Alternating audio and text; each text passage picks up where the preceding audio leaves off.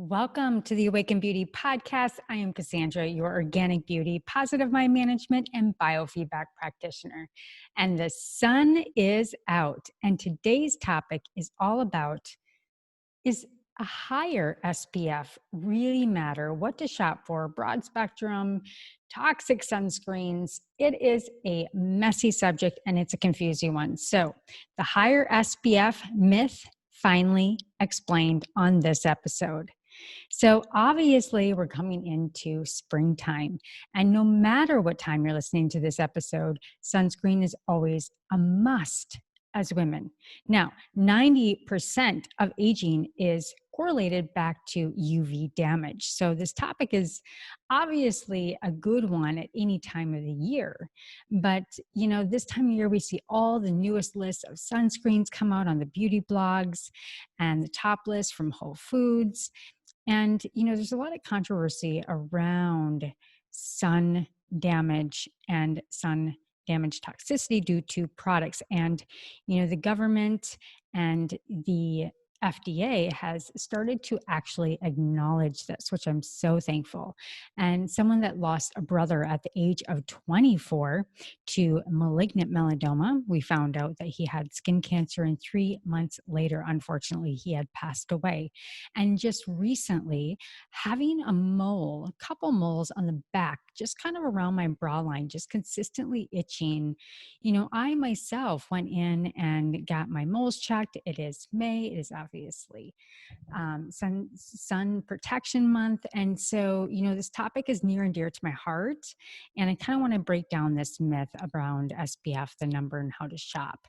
So we're going to kind of go over, understanding what SPF is, how and why to look for a broad spectrum, how the optimal sun radiation and how to protect yourself from the radiation, how clothing applies to all of this, and whether to pick a stick, a lotion, a spray, like what have you, how do you shop it, and how do you protect yourself, your skin, and the equivalents of cause and effect of aging.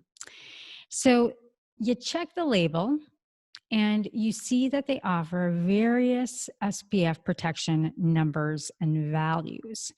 And you're well aware of the sun's damaging effect on skin, which we've already correlated to being premature aging and skin aging, cancer, wrinkles, sunspots, immunity suppression, all the scary stuff. So if SPF 15 is good, isn't 100 better?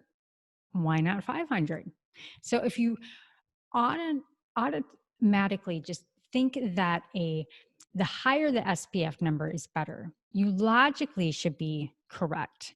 But as we will review, the answer isn't as obvious as you may think.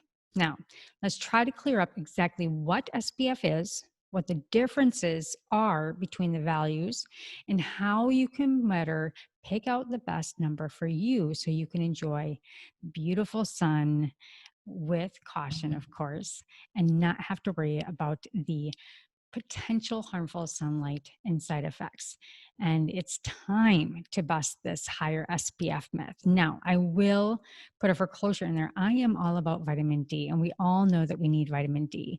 And I'm also well aware, as biohackers have been kind of exploding the internet, that you can actually build sun resilience. And sun is actually chi, it's prana, it's energy. And so we need sun.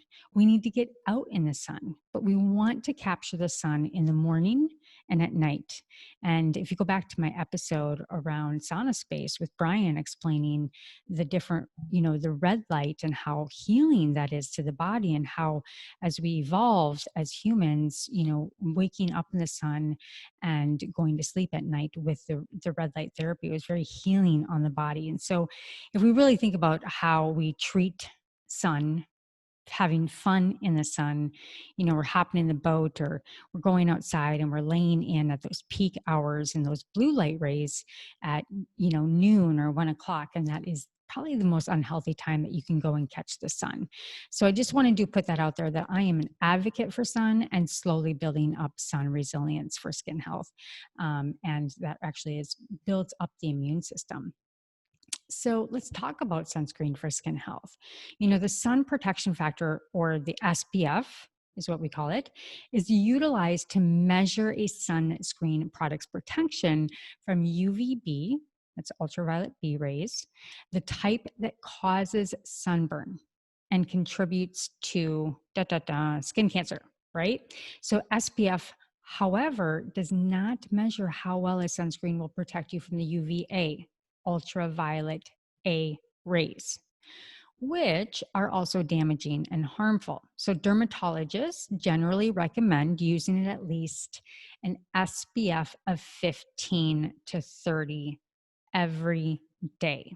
Okay, so a sunscreen with SPF 15 protects 93% of UVB rays, and an SPF of 30 protects against 97%, while an SPF of 50 protects at 98%. So if we really look at the percentages there, we jumped 6% from 15 to 50. It's a very relative minor difference in protection.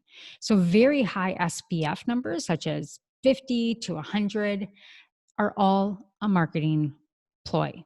And most experts believe that SPF of 30 is well enough, provided you don't skimp on it and you apply it properly in the amount, and you remember to obviously reapply if you're outside and you're active and you're out and about for a long period of time. Now, the jump from 15 to 30, I mean, again, it only gives you 4% protective increase. And then 30 to 50 only gives you a 1% increase. So it's really beyond minimal protection. And these very high SPFs can also encourage individuals to neglect other important protective behaviors, like limiting their sun exposure, again, at those high peak times when we probably shouldn't be out in those blue and high limiting rays at noon to 3 to 4 o'clock.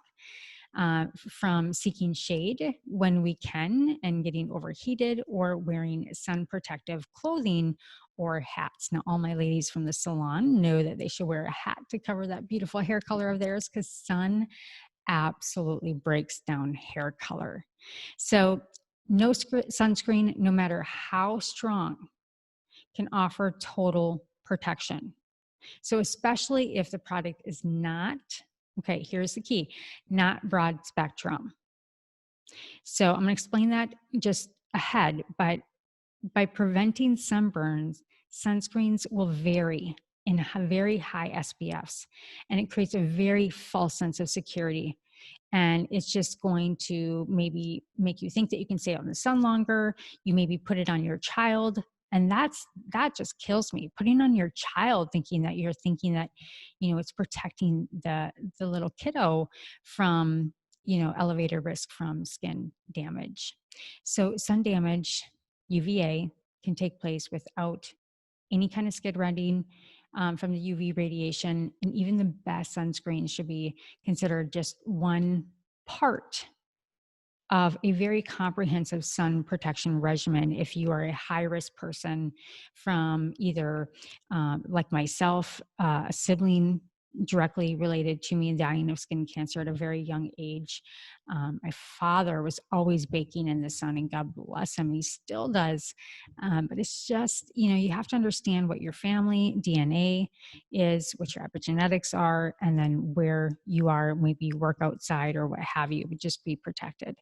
So I'm just going to give, what you want to do is you want to look for the broad spectrum. And I always go back to the experts, the American Academy of Dermatology, you should look for a sunscreen that has an SPF of 30 or higher that provides a broad spectrum. So this is going to cover both the long waves from UVA and the short waves from UVB. So it protects them both, and both of which affect the skin in harmful ways in which we've already reviewed. Now, as I also said, the FDA has really cracked down on all these marketing claims and established standards of testing all these over-the-counter, sold without prescription sunscreens that basically are allowing to themselves to label them as broad spectrum, but really aren't. So you'll want to look for a sunscreen labeled broad spectrum and contains the ingredients um, that really correlate with a broad spectrum. And we have our UV Protect, which is absolutely a broad spectrum, and it also has vitamin D put into it for the skin and skin health, and we'll review that in a moment. And I'll share a little bit about how we built our sunscreen for skin health as well as protection and everyday wear for all times of the year. So to recap, the key to proper protection is the amount applied. And what I always suggest is about an ounce to a liberated area. And then also repeating it every 2 hours or so. We've always heard that as a kid. But just a reminder, if you're outside and you're active. Now, most people tend to slather on either less than the required amount or too much. So just be aware of where you're applying it, how you're applying it, and to reapply. The other piece is clothing, water resistant clothing, or clothing that doesn't allow the sun to get in. And this is especially great for little kids. If you have a job where you're working outside all the time, you go on long walks, it might be easier to wear proper clothes. And there's so many incredible sun protecting clothing lines out there now that are savvy and cute. And, I don't have any of those in mind, but, in the show notes, if you want to leave some of your favorite clothing companies, that would be awesome. So you also want to pay attention to the sensitive areas. Now, my brother's skin cancer was found on the back of his knee, and which is rarely exposed to the sun. And we often find skin cancer on the body that are not exposed to the sun, especially malignant melanoma. So just remember, ladies, I'm going to put this out there, that your makeup is not considered enough protection. And I know with La Belladonna, what we sell, we do have a broad spectrum of full coverage in our minerals, and it doesn't have any fillers in it. So that doesn't allow, it's a micronized weight in molecular weight. And so it does not, you do not lose your skincare through your face. So if there's nanoparticles in a sunscreen or in our skincare makeup line, the nano is going to actually most likely, it seeps into the skin, and you actually lose your coverage. And you also are exposing the body burden, toxicity in the body. So that's also something to be aware of. And, I always suggest to put our UV Protect and then go ahead and put our minerals over it. If women don't like to wear sunscreen, I sell all of my ladies our core La Belladonna minerals that has 4 ingredients and fully protects the face from UV damage. Now, another solution is going to be our Evoke Beauty Daylight UV Protect. Now, this guy is a tinted SPF 30 plus. I am working on another formula right now that is not going to be tinted. That is just incredible, same broad spectrum.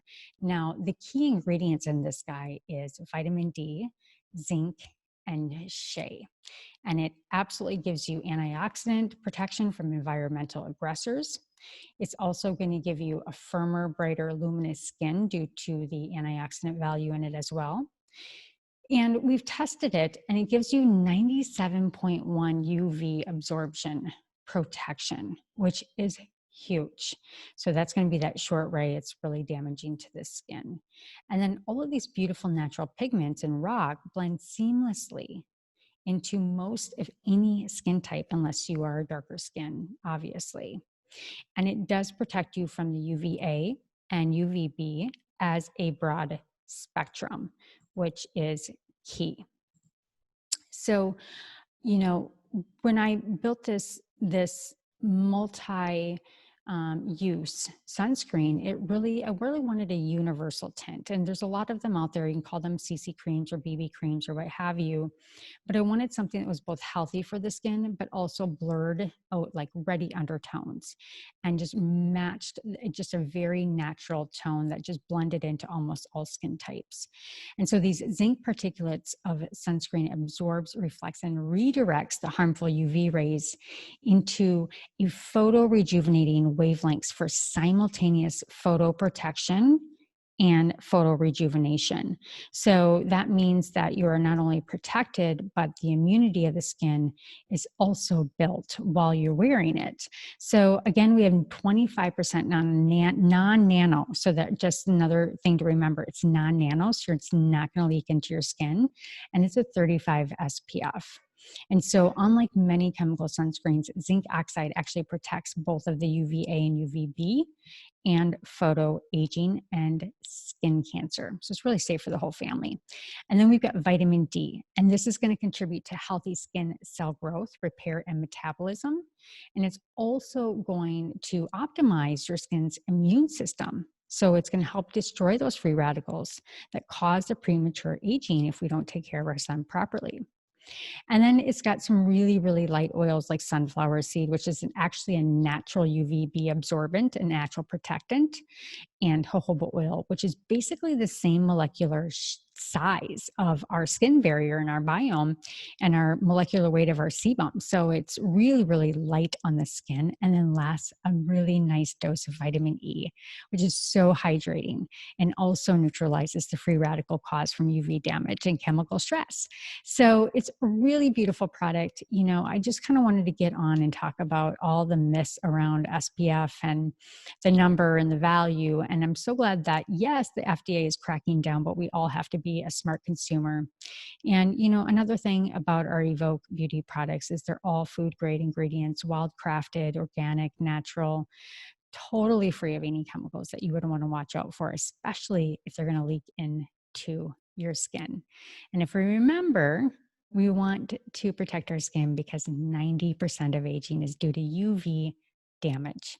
So I hope you enjoyed this quick brief on sun protection and what to look for in skin and sun protecting products when you're shopping the shelf. All right, all my love, all my light. Let me know if you have any questions and make sure you go to evokebeauty.com, EVOQ beauty.com.